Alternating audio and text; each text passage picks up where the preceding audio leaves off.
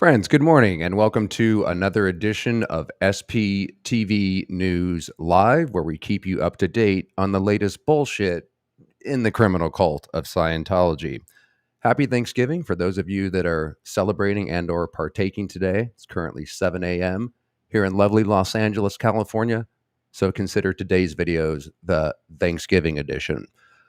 Today's news has to do with Will the Elf, will the world's most elusive and tiniest cult leader, will David Miscavige, the current leader of the cult of Scientology, show up at the Shrine Auditorium here in Los Angeles, California to film the upcoming New Year's event?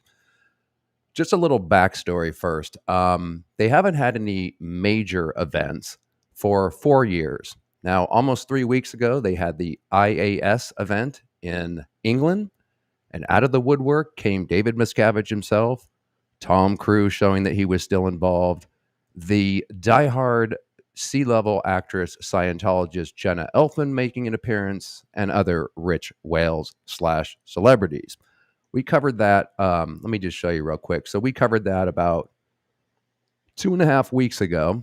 And again, this is the behind the scenes of the aforementioned IAS Gala. I will link that in the description box. Now, it looks like what's happening is they're trying to do an LA version of that, meaning David Miscavige is taking a chance by showing up at the IAS because he's being served, or he's being attempted to be served on, by many and various lawsuits. So since they had a success in England, they're getting super pumped up. They're having an unusual event in addition to the Shrine Auditorium taping. And it seems like David is he's very confident that he can make an appearance, and the security will be a lot less at the Shrine Auditorium. It's a lot easier to get access to him. And they're also going to have several days of events out here in Los Angeles. I can't wait, man. I live, 10 minutes away from these freaks, and I'm sure that they'll be having a blast. So the two stories that we're going to cover today specifically have to do with the series of events that I just described that they're offering, which is kind of unique out here to get every Scientologist and their mother to spend their vacation Scientology-esque style out here in Los Angeles during the middle of December. And then we just got this in where there's a report that the Scientology Los Angeles Bash will include, in fact, the New Year's event that they have at the Shrine Auditorium. Again, it's been 4 years since they've actually done that, but they look like they're coming out of the woodwork. Never mind the Danny Masterson allegations and all that shit. They're straight up and vertical, as they would say in the cult. So let's get into this. First of all, good morning, my friends. Happy Thanksgiving to you as well. Nerman, haven't seen you for a while. Who else? Oh, well, welcome. I'm glad you finally got to catch your first live, or maybe close to your first live. Welcome. What time is it where you guys are at, by the way? And where are you at? Because it's real early in the morning here, and I'm surprised there's actually anybody here at all. Susan, hey, poet, change my name. Susan Paris. I'll keep that in mind, my friend. Okay, so let's get into this, and let me remove this annoying captions thing. If you have any questions, throw the question marks up, and we'll take them as we go or at the end. So regards the ridiculous events that they're trying to con Scientologists all over the world to come to, after many years of looking at hundreds of Scientology promotions, we don't remember a year-end event in Los Angeles being marketed quite like this before, and we can't help wondering if Scientology cult leader David Miscavige is trying to capitalize on what Scientologists must consider a successful revival at the aforementioned IAS Gala in England. Is it LA's time to shine, you might ask? Traditionally, around the middle of December, Scientologists would be summoned to a New Year's event to be filmed at the Shrine Auditorium here in Los Angeles. They would be obliged to pretend that it was New Year's Eve with a big countdown at midnight and a very small David Miscavige giving a big speech so that videos of the event could then be beamed out all over the world to other orgs on December 31st at cult orgs around the world. Just like with the IES in England, however, that was shut down mostly by the pandemic, and the ELF has been presiding over the last few New Year's events on December 31st itself at the Fort Harrison Hotel in Clearwater, Florida. That's Scientology's most holy site. So that's where they've been holding some or most of the smaller events. But again, they're creeping out not only into England, but lucky me, they're visiting Los Angeles. This flyer, and this is the flyer that they sent out to all the Scientologists, I'll show you shortly so you can see the itinerary of events that these poor fools have to go through. This flyer seems to suggest that a return to tradition is in order and that Scientologists are being summoned to Los Angeles in the middle of December, but it doesn't specifically refer to the Shrine Auditorium or to a New Year's style taping.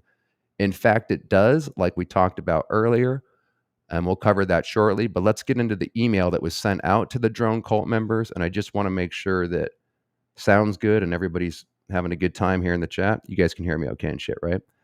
I'm like paranoid about the about the sound going out because it's happened a couple times.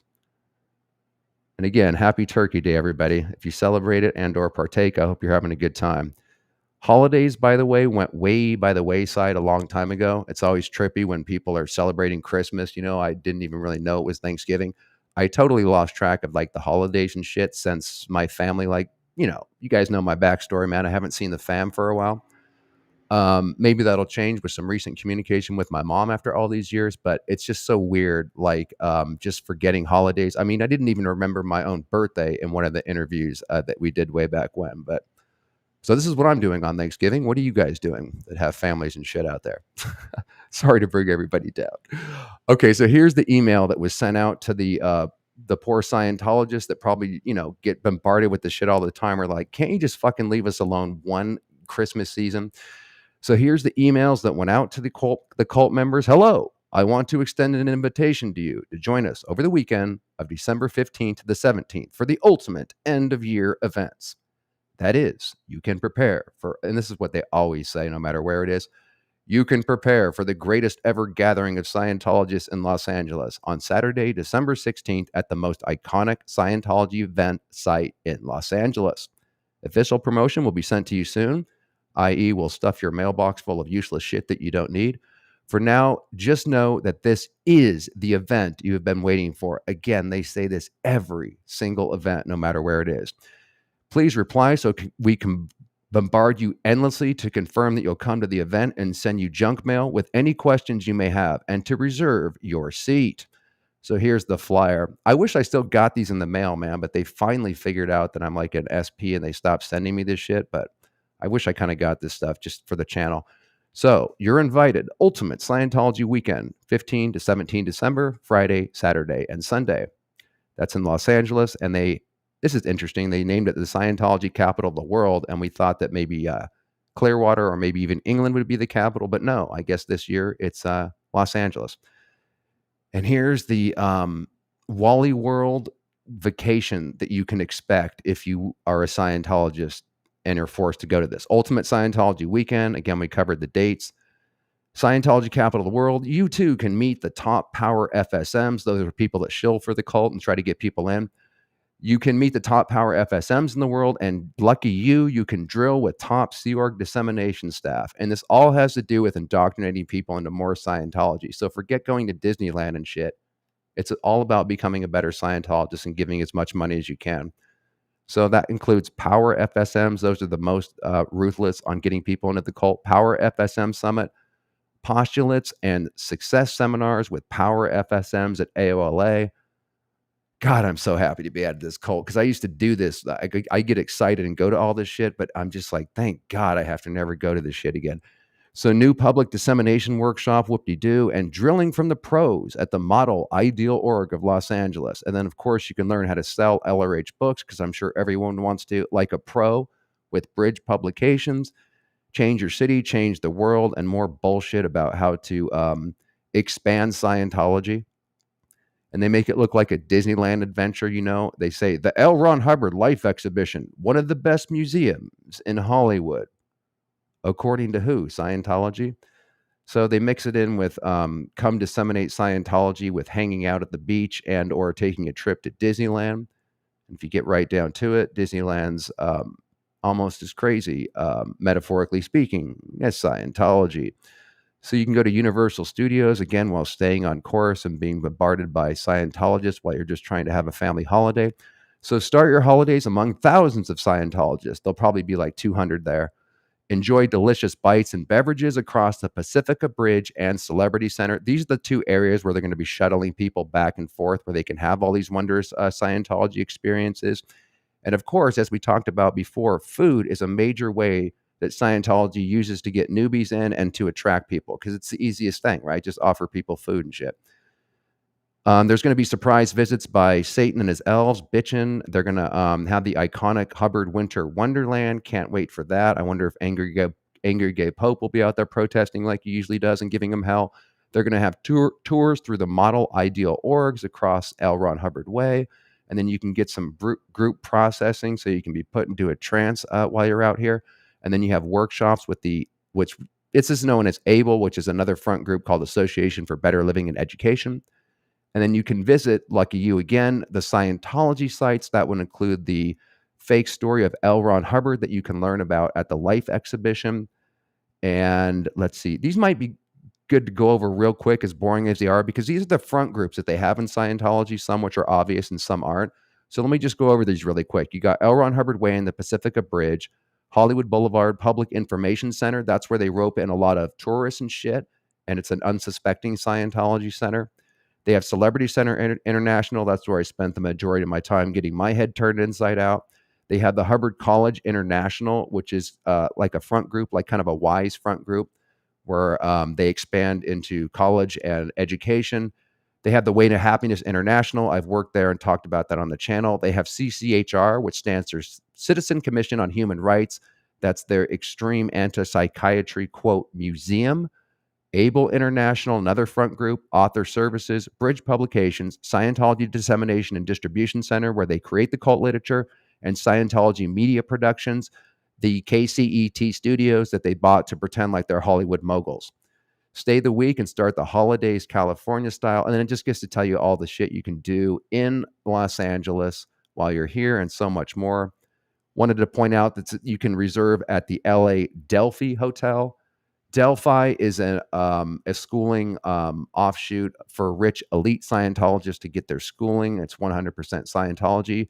And they have rooms blocked out for a mere $159 to $400. What a deal. And then they have shuttles that are to and from Pacifica Bridge, Celebrity Center International, and event locations throughout the world. So with that out of the way, I just wanted to show you how bold they're getting, and that I don't remember them doing an event like this before the New Year's event. And it looks like David Miscavige. I don't know why he wouldn't be making an appearance, but I'm going to show you a clip at the end from the very last New Year's event that I actually went to in 2007, a year before I woke up out of the cult in 2008. And the fact that he's coming out of hiding, so to speak, it's been 4 years since they've had this event, and they're delivering it in the middle of December where everybody pretends it's New Year's and shit. It wasn't even New Year's, and we'd have to stand up 1,000 times while the little elf, babbles on for 3 hours and flashes up graphs and hypnotizes you and shit.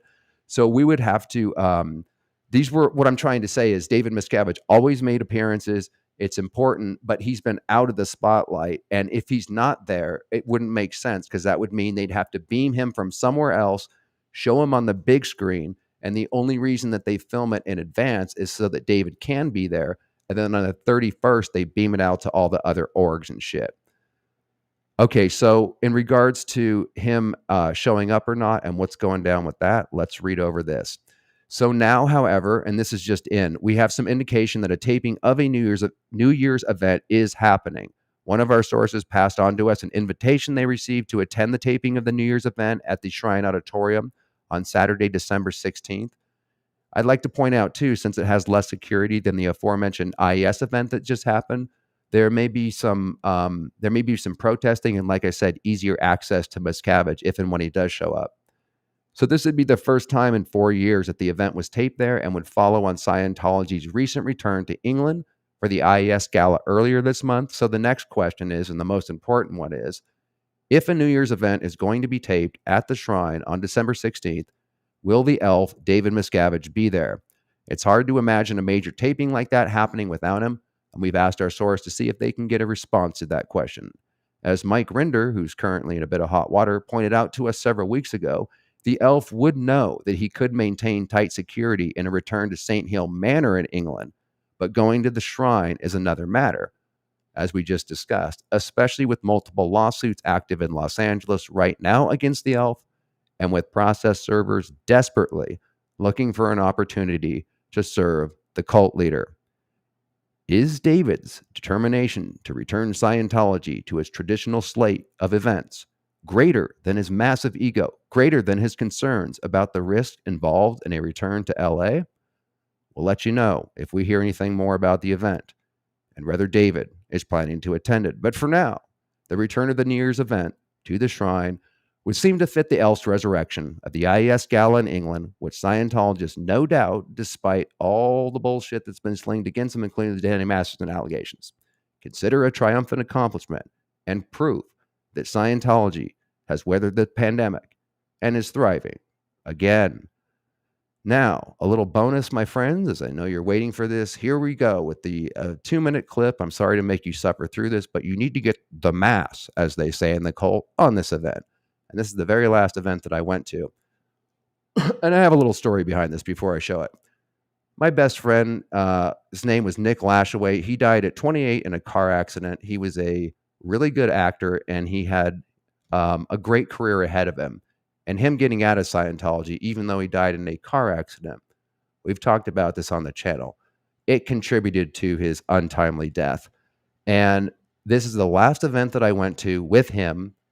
And I thank him all the time in my mind, because his rebellious spirit, even in the cult, encouraged me year by year, bit by bit, to rebel a little bit more, because he was way out there. We were kind of the rebels in Scientology, like I talked about before. But he encouraged me, because I was a super ethical, on point, like fucking following the policies and shit Scientologist. And it was his encouraging of getting me to step out of line a little bit more that I really think helped me to get out. And I just loved him for that. In the very last event we went to, I did something I would never do as a Scientologist. And that is, we got absolutely hammered right outside the shrine, right before we went in. And we were drunk as fuck. And also, I want to say real quick, this event was pivotal because I would wake up a year later in January 2008. But it was the fact that in 2004, Tom Cruise came on the scene and he got the Freedom Medal of Valor Award at the IES event. This is the bromance soft porn video that David and Tom were doing, where they almost went down on each other when they were stroking each other's egos. So after 2004, 2005, 2006, then 2007, because of Tom Cruise being a public member, I remember he kept getting more and more antagonistic and accusatory towards us public. Normally, he'd just beat the shit out of the Sea Org and the staff in the background, and we'd never hear about it. And he'd let the public kind of do what they want. But all of a sudden, he was becoming more and more of a dick each year. And I remember in 2007, when me and Nick were hammered at this IES event and kind of making fun of Miscavige for the first time, him much more so than me because he's fucking hilarious. We did have a discussion after that something's wrong here. Now, we both believed in Scientology and we didn't know what, but David was such a dick and so like mad at Scientologists for not contributing enough, like no matter what.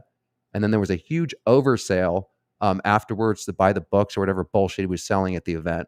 And I remember we're taking note of that. And anyways, I just wanted to share that story, man. And this video that you're about to see brings back some memories, because this is the last event that me and him were at, and you get a preview of what you're going to see in 2023. This is the exact same thing. And thank God, like I said, I never have to go to a Scientology event ever again. That alone, not to have to listen to David Miscavige drone on for 3 years, is literally worth it all.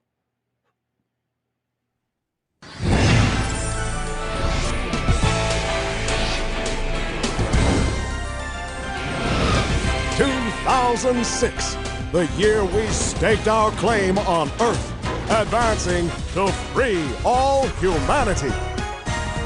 As we counted down the new year, our reach had never been greater.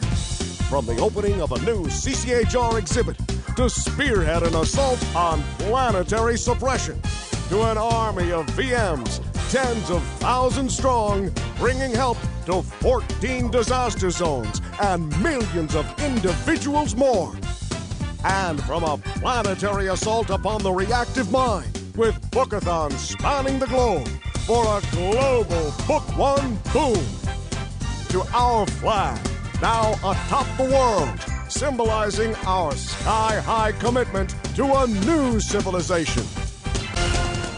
And if that was the earth-shaking groundswell, it went right off the Richter scale at our IAS anniversary as we unveiled campaigns to tens of millions more and deep into social nerve centers, and whereupon we fired all engines.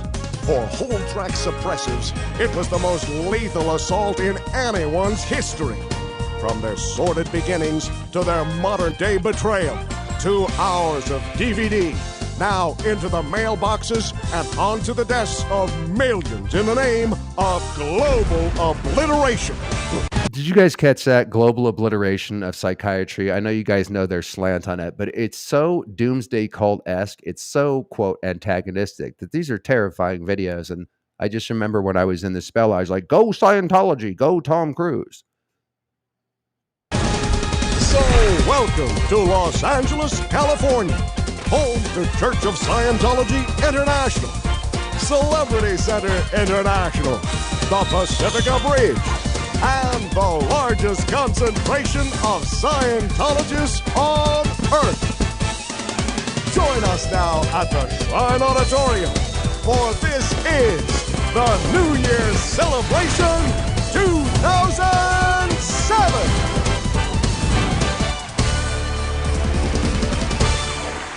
Guys, I'm sorry to have to make you suffer through that, but God damn it, if I had to do that for 20 years straight, you can take it for 20 or 30 seconds.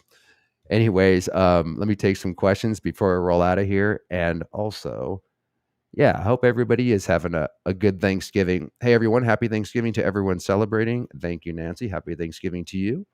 Star, what's going down? Let me get rid of this ridiculous thing. You've suffered enough, damn it. Okay. I 100% believe the elf is living in England to avoid getting served. I think you could definitely be right about that. Do you have any confirmation on that, Star? But that would probably be likely. Sooner or later, he's going to get served, though. I mean, he can only hide out for so long. And I do believe he will be here in Los Angeles. Let me know what you guys think in the comments. But if he's not there, that wouldn't make any sense. Because like I said, the only reason they're having it at the Shrine is to film it earlier, to beam it out to the orgs on the 31st. And when they shoot it on the 16th or whatever, they have to edit it and blah, blah, blah, and make, do overlays on David so he doesn't look as small and make him look great. They just have to, I imagine the staff just get beat to do the editing 2 weeks, to edit all the shit together. But if David doesn't show up, there kind of would be no point. What do you guys think about that? Do I have that wrong? Okay, Star, is that LRH museum open to the public, or is it in their building and only members can see it? So weird.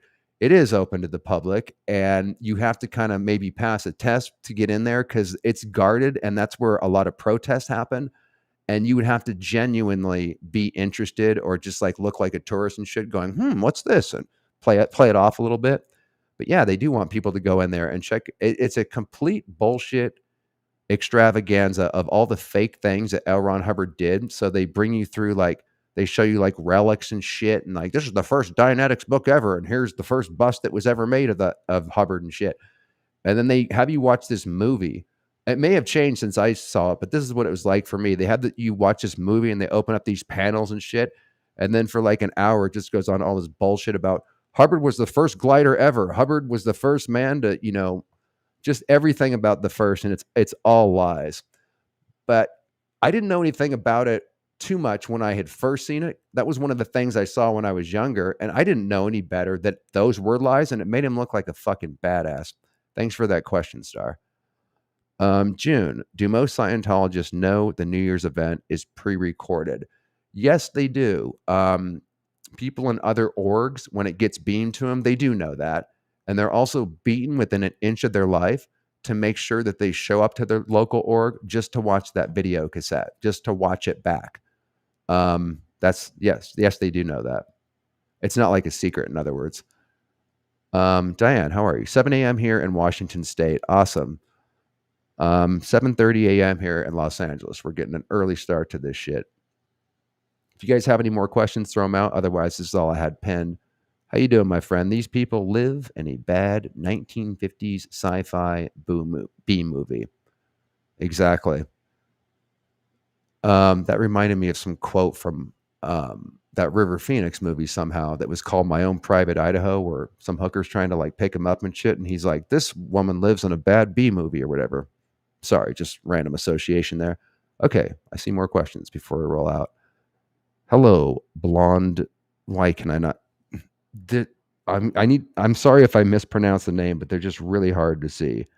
Rondo Herbal. Sorry if I fucked that up. Would Sea Org members get a better meal with Thanksgiving? You know, Doug? Possibly. I mean, I think it would still depend on their stats being up, and some of them are probably not having a good Thanksgiving because they're in lower conditions. I would imagine the same policies apply as they always do on holidays and shit, and they can be particularly ruthless on not letting Sea Org members ever go see family members and stuff unless you write what's called a CSW, or completed staff work, if you wanted to go see a family member, because they're always keeping guard on, are you going to defect? And they want to keep you, especially in the Sea Org, around not people that aren't in Scientology that are family members. But let's hope all their stats are up and that they can enjoy Thanksgiving somehow, because it's really sad how they often miss holidays. I mean, I told you I was a public member and holidays just passed me by. When you're a Sea Org member, you could very easily, spend Christmas Day, and I've talked to people that have, busting their ass, just desperately trying to get out of there and see their fucking family members. Star, how are you? I know members aren't allowed to see anything negative. How does the cult keep all of the negative press everywhere? How does the cult keep all the negative press everywhere? Is it helping people leave? What do you mean? How does the cult keep out all the negative press everywhere? I assume that's what you mean, Star. We talked about this before, and it's a good question. Part of that is I'll give you an example just from my own experience. It didn't matter how much negative press was out there. I wasn't going to read it because I was mind controlled to know it's all bullshit. Whether it was South Park, anything negative, the documentaries that I heard about. So it's self-policing yourself because of the brainwashing. And also, as we talked about, there's heavy fines and ethics conditions and all sorts of shit you have to do. If you do look at N theta, that's what they call it. In other words, the basic programming is anybody that says anything negative about Scientology, about Hubbard, spits Xenu to you, etc., it's all lies and bullshit. I don't need to look on the internet and or the TV. I'm happy getting my wins in Scientology. I have positive thinking all the time. I know it works. So fuck all you people. That's really what it's like until you, well, we were talking earlier about my friend Nick or whatever. When I look back at the experience now, even though it was a book that was dropped off on my doorstep that caused me to snap out of the cult in a single day, meaning the day before I was a complete hardcore Scientologist and the next day I was out completely. It took me a decade to understand what happened, but I was never going back. I was not an indie Scientologist.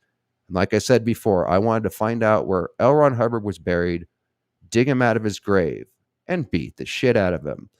But without, there were seeds of doubt, though, laying out before then. Again, part of that having to do with Nick Lashaway encouraging me to rebel against Scientology. So I can see that the timing was perfect to read that book.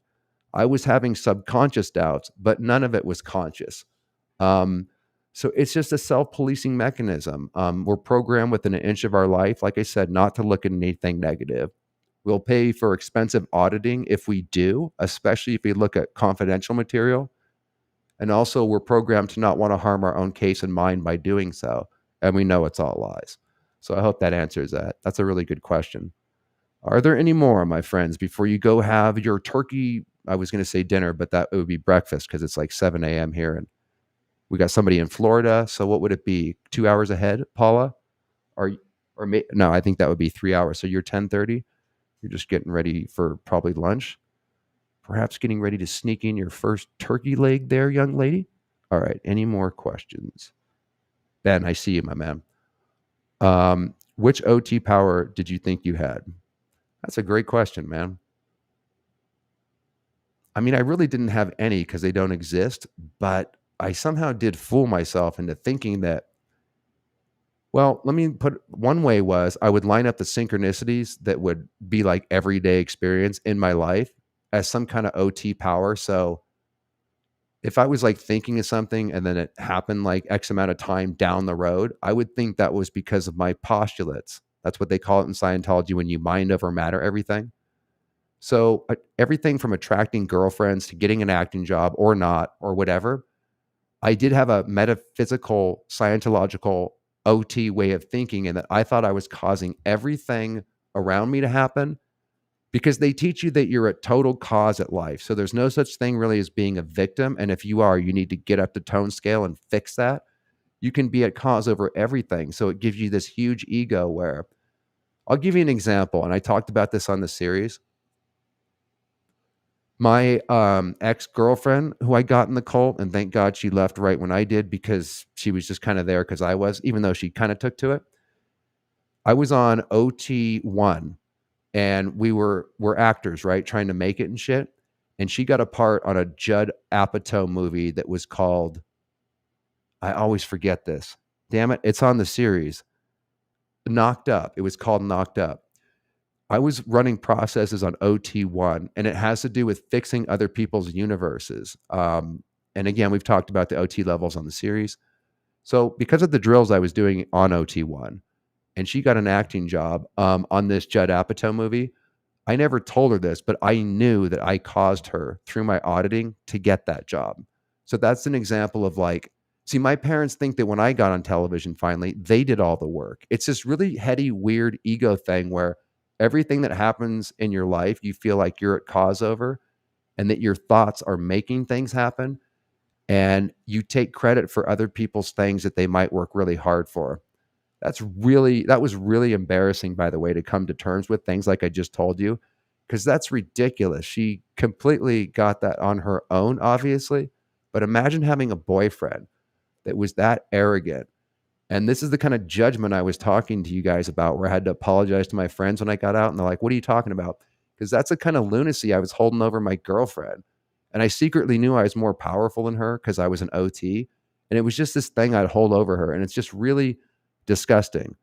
And I don't even think she knew how much I was actually really judging her. That's what's so bad about it. Fire truck, how are you? Why is Mike Green in hot water? The Aaron thing. We have something else up. Yeah, the Aaron thing. We talked about that a little bit on, again, they can sort it themselves or whatever. I might jump in if it gets too crazy, because there's, I don't think that they're not telling the full truth on either side, right? But that's their business. And we talked about it briefly on the Days After Dark number 7, which I'll link in the description box. And there's plenty of other content on that. Or maybe we'll talk about it if need be or whatever. Just like she said. Okay. Any more questions before we roll out of here? Okay. Oh, thanks, Kalaya. That's very fucking kind of you. How are you doing? I'm doing really good, man. It's early morning. I'm bright-eyed and bushy-tailed. It's Thanksgiving. And just hanging out with you cool people in the morning made it that much better. Thanks for that question, my friend. That's actually a perfect place to end off. So, of course, we'll go out with the outro that definitely appertains to this subject, and that would be the Scientology outro about my journeys in the cult and Hollywood, and most importantly, my journey out. And thank God I don't have to spend this Thanksgiving with all these other maniacs like I used to on L. Ron Hubbard Way. And I can sit here all by myself and watch a fucking movie. My friends, as always, stay safe, stay sane, enjoy your turkey dinner, and most definitely stay cult free.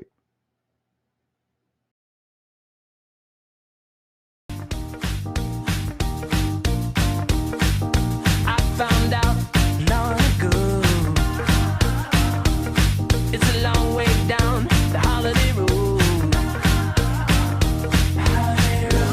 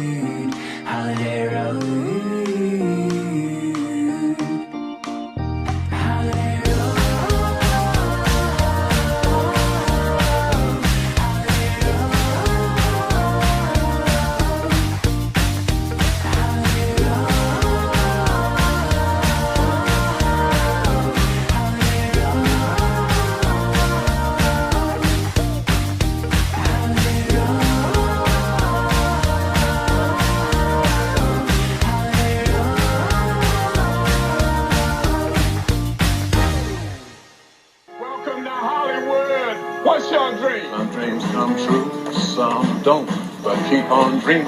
This is Hollywood.